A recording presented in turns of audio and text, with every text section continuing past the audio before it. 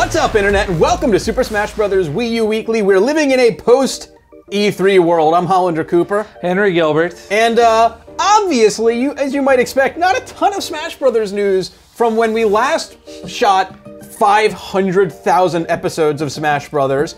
To this week, except for one thing that we missed. Yeah, around all the crazy announcements and all the new characters, they announced the release date of the 3DS one on the Nintendo digital event, as they called it, which is October 3rd. Right. Seemingly a worldwide release. That's great, October 3rd. We'll all, as a world, be able to play it together, hand in hand, discovering all of these secrets and together. Yet, that is not the case in Japan. They are getting the 3DS version of it on September 13th.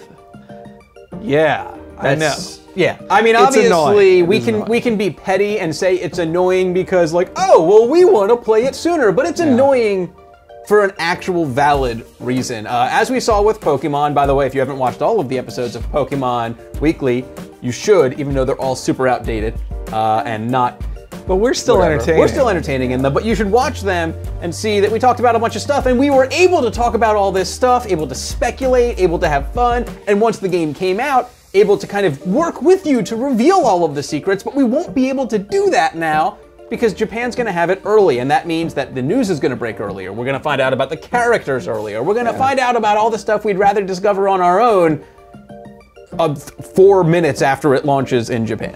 Yeah, all the big announcements, all the extra, if there's any secret character that they haven't talked about yet that they want everybody to find on release day, or there's any like neat extra modes or anything, like those will be known 3 weeks ahead of time. It makes sense to a degree, just I expected it to actually be longer because even as Nintendo has moved so close to basically worldwide launches, and in some cases like Zelda games and like Super Mario 3D World came out first in America before Japan. Yep.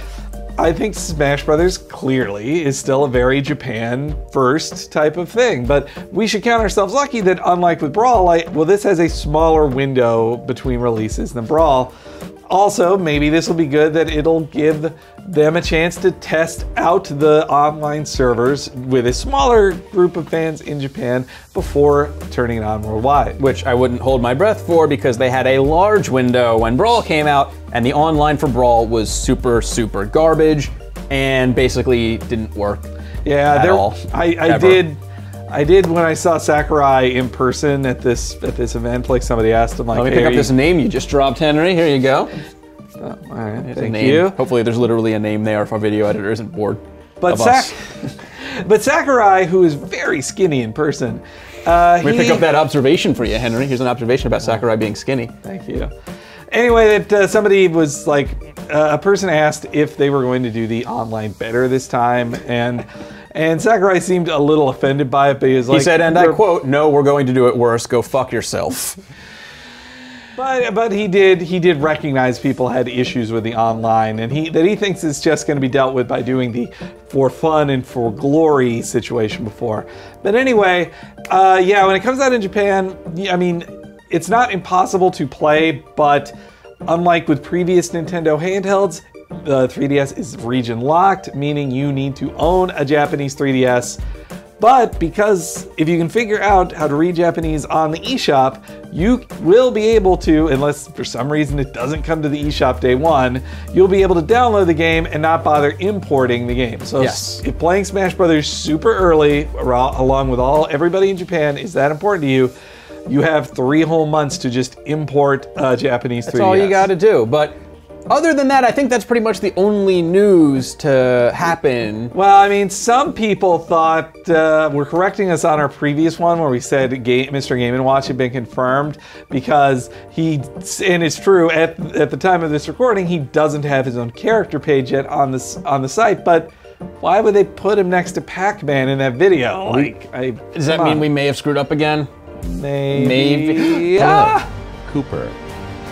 No, you know what, Henry? I'm not putting up with Rob anymore. No? I'm gonna finish him off. What? Whoa.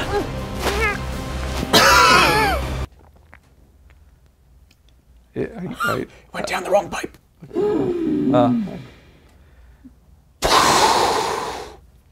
Just give me a minute. Okay. I gotta get you some water. No, no, I'm good. So that's. Oh man, he's spiky as hell. Yeah, I know. You must be pretty dusty too. Oh man.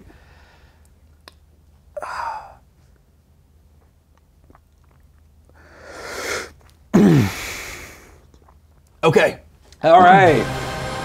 So, that's it for this week, but before we leave you, you have to Want me to do it? Good, yeah. Okay. Time to check out this week's screenshot of the week. Here's the screenshot of the day. Got this screenshot, this sample screenshot. So that's this week's screenshot. If you have captions for this one that's really funny, put it down in the bottom. We might just read it on next week's episode. We don't have captions from last week because we didn't give you a screenshot to caption, so sorry. But also like and subscribe, do all those things on YouTube, and we'll see you next week. I got it. I got you. Okay. Bye.